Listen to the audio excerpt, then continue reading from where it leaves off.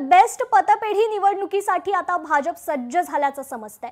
ठाकरेंच्या पॅनल विरोधात भाजपचं पॅनल देखील ठरलंय। भाजपचं सहकार समृद्ध पॅनल आता निवडणूक लढणार असल्याचं समजतंय। The best employees cooperative credit सोसायटीच्या निवडणुकीमध्ये ठाकरेंची शिवसेना आणि मनसे एकत्रित आल्यामुळे त्या निवडणुकीकडे राजकीय वर्तुळाचं विशेष लक्ष लागलंय। दुसरीकडे मात्र दोन्ही ठाकरेंना पराभूत करण्यासाठी मुख्यमंत्री देवेंद्र फडणवीसांचे शिलेदार मैदानात उतरले। भाजपकडून आमदार प्रसाद लाड तर प्रवीण दरेकर मैदानात उतरले। त्यामुळे मुंबई पालिकेपाठोपाठ आता बेस्ट पतपेढीची निवडणूकही रंगतदार होताना पाहायला मिळणार आहे।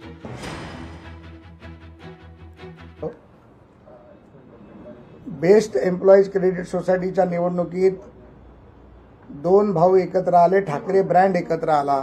परंतु आम्ही ही निवडणूक सहकार पदाधिकारी आणि सहकार संस्थाचे पदाधिकारी म्हणून लढतो।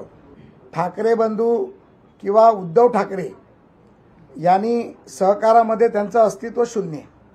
त्यामुळे सहकार काय हा मला वाटतं त्यांना प्रश्न विचारला तर कदाचित त्याचा प्रश्न देखील स्वतः माजी मुख्यमंत्री देऊ शकतील की नाही हा माझ्यासमोर प्रश्न आहे। प्रसाद लाडवर एकदा विश्वास ठेवा।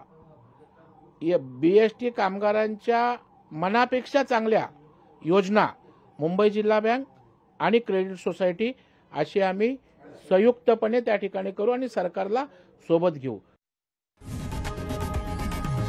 लोकशाही मराठी ऐका, पहा, जागरूक रहा।